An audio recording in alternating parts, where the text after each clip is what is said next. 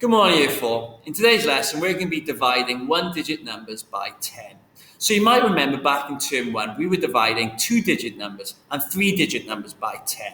And the rules we learned is that when you divide by 10, you move the digits one place to the right. So just as a little reminder, have a look at the place value column or chart at the top. You can see I've got 8 tens, which is 80. So if I was dividing 80 by 10, I would move the digit 8 one place to the right so that it becomes an 8. So 80 divided by 10 was 8. But today, we're going to be dividing one-digit numbers by 10. And what we'll see is that that number moves over into the decimal places, into the tenths places. So it follows on to our work on decimals and tenths that we were doing last week. So a quick example, we look at this 8. It's 8 at the moment. If it gets divided by 10, it moves one place to the right, so it becomes 8 tenths or 0.8. And that's what we're going to be doing in today's lesson. So here's some of the precise mathematical vocabulary that you're going to need. There's that word divide. Now, usually when we're dividing, we share things out into equal groups. But because we're dividing by 10 today, we've got a special shortcut. Instead of sharing things out into 10 groups, we can use our place value chart and we can just move digits one place to the right. And it's a very quick way of dividing numbers by 10, and it saves you a bit of time. So we've got that word there, 10 times smaller, which is what happens to a digit when it gets divided by 10.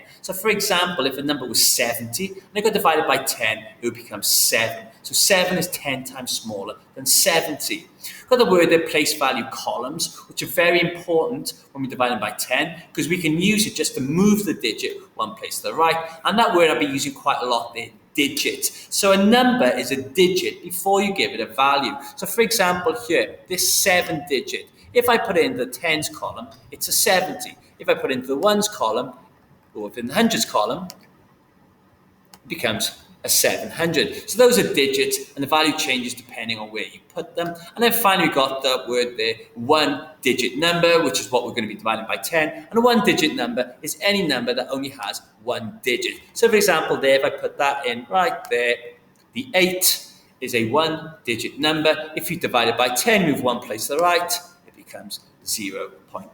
So that's today's lesson. We're going to be dividing one-digit numbers by 10. Work hard and good luck.